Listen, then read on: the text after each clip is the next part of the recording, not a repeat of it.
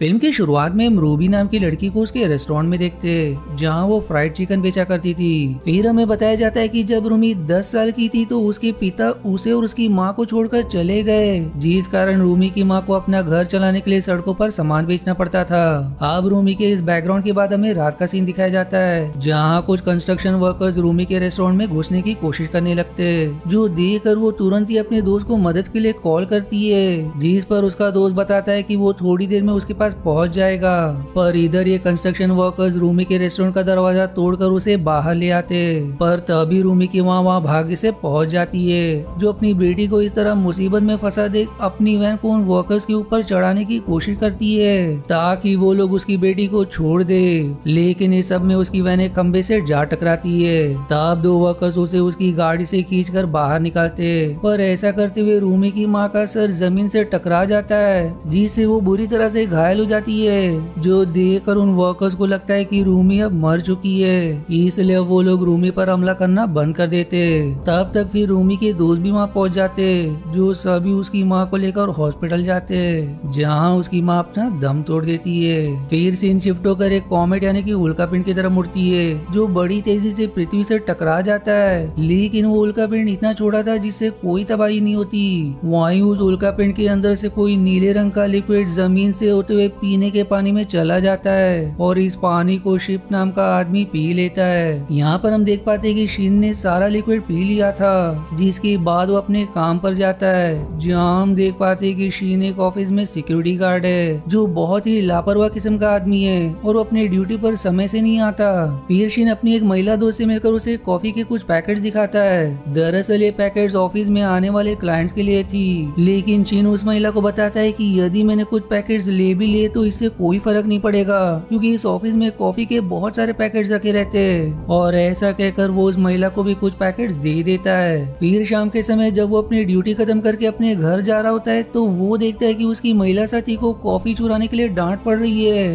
क्योंकि वो महिला शिन के द्वारा दी गई कॉफी पैकेट्स के कारण पकड़ी गई थी, जिससे उस पर चोरी का इल्जाम लग गया। पर शिन इस बात की जिम्मेदारी लेने के बजाय चुपचाप वहाँ से निकल लेता है। पर अब रात के समय शिन जब एक दुकान के बाहर शराब पी रहा होता है तो अचानक से उसके पेट में दर्द होने लगता है, और यहाँ हम देख पाते हैं कि उसके अंदर कुछ खास शक्ति आ गई है, और ये शक्तियाँ उल्कापिंड के लिक्विड को पीने की वजह से आई थी। शिन अब अपनी शक्तियों से अनजाने में ही आसपास की चीजों को दूर ढकल देता है, लेकिन शराब के नशे में होने के कारण उसे इस बात का एहसास नहीं हो पाया। फिर इसके बाद वो थका कर अपने घर जाकर बिस्तर पर लेट जाता है, जहाँ वो सिगरेट जलाने के लिए लाइटर की तरफ अपना हाथ बढ़ाता है, पर उसकी ऐसा करते ही वो लाइटर खुद ब खुद उसके हाथ में आ जाती है, जो देखकर शिन को बहुत आश्चर्य होता है। तभी शिन को रूमी की कॉल आती है, जहाँ वो उसको पापा कहकर बुलाती है, यानी कि वो लापरवाह इंसान जो रूमी और उसकी माँ को छोड़कर भाग गया वो कोई और नहीं बल्कि शिन ही है। यहाँ रूमी बताती कि माँ की मौत हो चुकी है और यदि आप उनके फ्यूनरल में आना चाहते हो तो आ सकते हो। इसलिए अब अगले ही दिन हम शिन को फ्यूनरल में देखते, जहाँ उन कंस्ट्रक्शन वर्कर्स का मालिक मिस्टर अमीन आकर रूमी को कुछ पैसे देने की कोशिश करता है और कहता है कि मैं तो उस जगह को खाली करना चाहता था, लेकिन मेरा बिल्कुल भी इरादा नहीं था कि इस सब में किसी की जान जाए, और मैं तुम्हारी माँ के मौत पर दुख प्रकट करने के लिए तुम्हें कुछ पैसे देना चाहता हूँ। जिस पर रूमी उसके पैसों को उसी के मुंह पर मारते हुए कहती है कि मुझे तुम्हारे पैसे नहीं चाहिए, जिसके बाद मीन और उसके साथी वहाँ से चले जाते।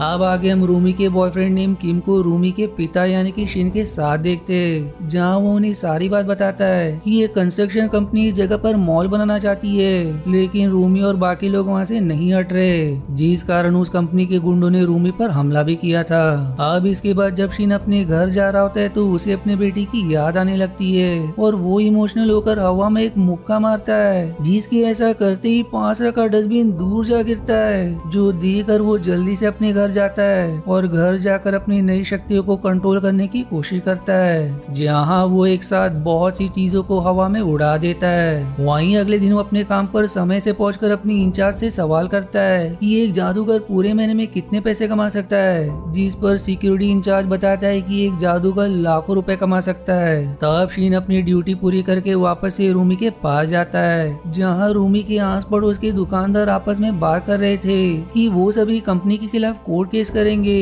जिस पर अब शीन उन्हें समझाता है कि वो लोग इतनी बड़ी कंपनी के खिलाफ केस नहीं जीत पाएंगे। दरअसल उसे रूमी की चिंता हो रही थी, क्योंकि यदि उन लोगों ने कोर्ट केस किया तो कंपनी के लोग रूमी को नुकसान पहुंचा सकते थे, लेकिन शिन की इन बातों से बाकी लोग गुस्सा हो जाते, जिससे अब रूमी अपने पिता को वहां से जाने के लिए कह देती है। अब अगले सीन में हम शिन को एक क्लब के मालिक के पास देखते, जहाँ वो क्लब के मालिक को अपनी शक्तियां दिखाकर उसे जादूगर की नौकरी मांगता है, जो नौकरी उसे मिल भी जाती है। तब शिन अपनी बेटी को ये खुश खबर देने के लिए कॉल करता है, लेकिन रूमी उसका कॉल का जवाब नहीं देती, इसलिए वो उसे मिलने के लिए उसके रेस्टोरेंट जाता है, जहाँ वो रूमी को अपनी शक्तियों का प्रदर्शन करते हुए बताता है कि मुझे एक अच्छी नौकरी मिल गई है जिसमें काफी सारा पैसा मिलेगा, इसलिए तुम मेरे साथ चलो, क्योंकि यदि तुम यहाँ रही तो कंपनी के गुंडे तुम्हें नुकसान पहुंचा सकते हैं। पर रूमी पर उसके बातों का कोई फर्क नहीं पड़ता, उल्टा उसे लगता है कि शिन ने जो कुछ भी दिखाया वो कोई छोटा मोटा जादू का ट्रिक है। यहाँ वो शिन से कहती कि जब मुझे आपकी जरूरत थी तो आप मुझे और माँ को छोड़कर भाग गए,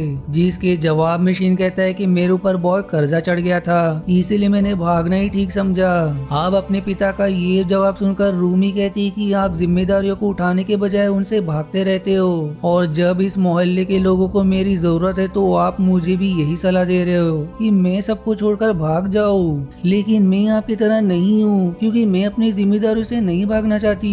जो ऐसा कहकर वहाँ से चली जाती है। तब शिन उदास होकर वापस जाने लगता है, जहाँ रास्ते में उसकी नजर मिस्टर मिन की आदमियों पर पड़ती है, जो रूमी के रेस्टोरेंट की तरफ ही बढ़ रहे थे। ये देखकर वो समझ जाता है कि कुछ तो गड़बड़ जरूर है, इसलिए वो वापस से रूमी के मोहल्ले में जाता है, जहाँ पहुँचते ही वो देखता है कि कंस्ट्रक्शन कंपनी के गुंडे सभी दुकानदारों से मारपीट कर रहे थे। इस पर अब शिन अपनी शक्तियों का प्रयोग करके उन गुंडों को अच्छा सबक सिखाता है, लेकिन एक शख्स जो मिस्टर मिन के साथ वहाँ आया हुआ था वो इस सारी घटना को अपने कैमरे में रिकॉर्ड कर लेता है। तभी एक महिला कुछ पुलिस वालों को लेकर उस जगह पर आ जाती है, जहाँ पुलिस को देखते ही शिन अपनी शक्तियों का प्रयोग बंद कर देता है। अब आगे हम उन सभी को पुलिस स्टेशन में देखते हैं, जहाँ मिस्टर मिन पुलिस ऑफिसर को कैमरा की रिकॉर्डिंग दिखाते हुए बताता है कि शिन ने उसके लोगों को बहुत मारा, लेकिन उस वीडियो को देखकर ऐसा लग रहा था मानो शिन के हाथ हिलाने पर मिस्टर मिन के गुंडे मार खाने की एक्टिंग कर रहे हो, इसलिए पुलिस ऑफिसर को उसकी बात पर विश्वास नहीं होता, इसलिए उन सभी को वापस भेज देते।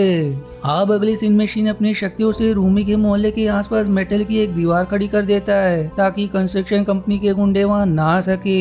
वहीं उसके साथियों को देखकर रूमी के मोहल्ले वाले बहुत खुश होते, जबकि रूमी का बॉयफ्रेंड किम जो एक लॉयर होता है वो शिन का पर्सनल लॉयर बनने की इच्छा जाहिर करता है, जो सब देखकर रूमी को लगने लगता है कि उसके पिता ने अपनी जिम्मेदारियों को उठाना सीख लिया है। दूसरी तरफ मिस्टर मिन के कुछ आदमी शिन के खिलाफ लड़ने से मना करते हुए नौकरी छोड़ने की बात करते हैं, जिस दौरान मिस्टर मिन को एक कॉल से बताया जाता है कि उसे कंपनी के डायरेक्टर ने मीटिंग के लिए बुलाया है। फिर मीटिंग में कंपनी के एक डायरेक्टर होंग जो कि एक खूबसूरत लड़की होती है, वो अपने गुंडों से मिस्टर मिन की पिटाई करवाते हुए उसे 48 घंटों में सारी दुकानें खाली करवाने की धमकी देती है। फिर दूसरे दिन दो पुलिस ऑफिसर शिन को पिछली कंपनी में चोरी करने के इल्जाम में अरेस्ट करके पुलिस स्टेशन ले जाते हैं। वहीं दूसरी तरफ किम को एक कॉल से ये पता चलता है कि एक आदमी ने रूमी की मां के मौत के केस में पुलिस के सामने आत्मसमर्पण कर दिया है। उसे ये भी पता चलता है कि रूमी की मां को मारने की योजना कंपनी के डायरेक्टर यानी कि होंग ने ही बनाई थी, और उसने अपनी योजना को कुछ इस तरह से बनाया था ताकि देखने वालों को लगे कि रूमी की मां की मौत एक दुर्घटना है। जबकि दूसरी तरफ हम होंग को शिन के पास देखते हैं, जो उसे मैनिपुलेट करते हुए कहती है कि या तो वो कंपनी के खिलाफ लड़ सकता है जिसमें उसकी बेटी की जान भी जा सकती है, या फिर वो कंपनी की मदद कर सकता है ताकि उस जगह को खाली करके एक मॉल बनाया जा सके। वहीं अगले सीन में बहुत से पुलिस वाले बुलडोजर लेकर रूमी के मोहल्ले में पहुंच जाते हैं, क्योंकि कंपनी को दुकान तोड़ने का ऑर्डर मिल चुका था। तब सभी दुकानदार पुलिस वालों को रोकने की नाकाम कोशिश करते हैं, जिसके जवाब में पुलिस वाले भी पलटवार करते हैं, और इस सब में दोनों तरफ के लोग घायल हो जाते हैं। वहीं इधर मीडिया वाले भी इस घटना को कवर करने के लिए पहुंच चुके थे, और वहीं उधर जेल में शिन को एक पुलिस वाले के मोबाइल फोन में न्यूज देखकर ये पता चलता है कि उसकी बेटी खतरे में है, इसलिए वो अपनी शक्तियों का प्रयोग करके जेल तोड़कर वहाँ से भाग निकलता है। अब बाहर रहते ही वो होंग की कार को चकनाचूर करके उड़ाने की कोशिश करता है ताकि वो जल्द से जल्द अपनी बेटी के पास पहुंच सके, लेकिन वो ठीक से उड़ नहीं पाता, इसलिए कूदते हुए किसी तरह अपनी बेटी के पास जा पहुंचता है। पर इस सब में उसने कई गाड़ी और बिल्डिंग्स को नुकसान पहुंचा दिया था। वहीं इस तरफ एक दुकानदार जो एक ऊंची बिल्डिंग में सीढ़ियों के सहारे लटका हुआ था वो नीचे गिरने लगता है, पर उसके नीचे गिरने से पहले शिन उसे बचा लेता है, और यहाँ हम देख पाते कि वो थोड़ा बहुत उड़ भी पा रहा है। इसके बाद अफशीन उन पुलिस वालों से लड़कर उन्हें अच्छा सबक सिखाता है, जबकि दूसरी तरफ उसकी बेटी एक कंटेनर के ऊपर होती है जो बिल्डिंग से लटका हुआ था।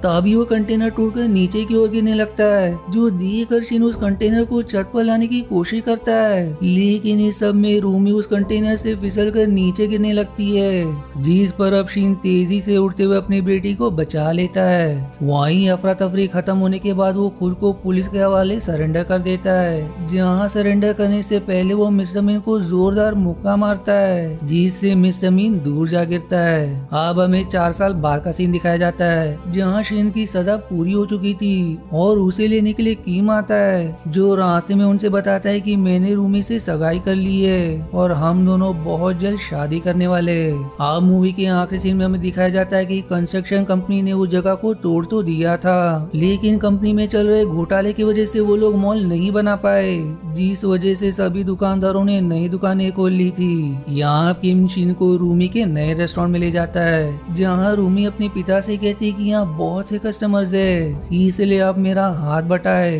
तब शिन अपनी शक्ति का प्रयोग करके सभी कस्टमर्स के पास बियर का ग्लास पहुँचा देता है, जो देख रूमी बहुत खुश होती है। वहीं आखिर में हम रूमी के रेस्टोरेंट का नाम देखते हैं, जिसमें उसके पिता की तस्वीर के साथ साथ सुपर पावर चिकन लिखा होता है। जिसी हैप्पी एंडिंग के साथ ये मूवी यहीं समाप्त हो जाती है। आशा है आपको मेरी एक्सप्लेनेशन पसंद आई। यदि हाँ तो प्लीज वीडियो को लाइक करना और चैनल को सब्सक्राइब करके सपोर्ट करना ना भूलें। मिलते हैं अगले एक्सप्लेनेशन वीडियो में, तब तक के लिए धन्यवाद दोस्तों।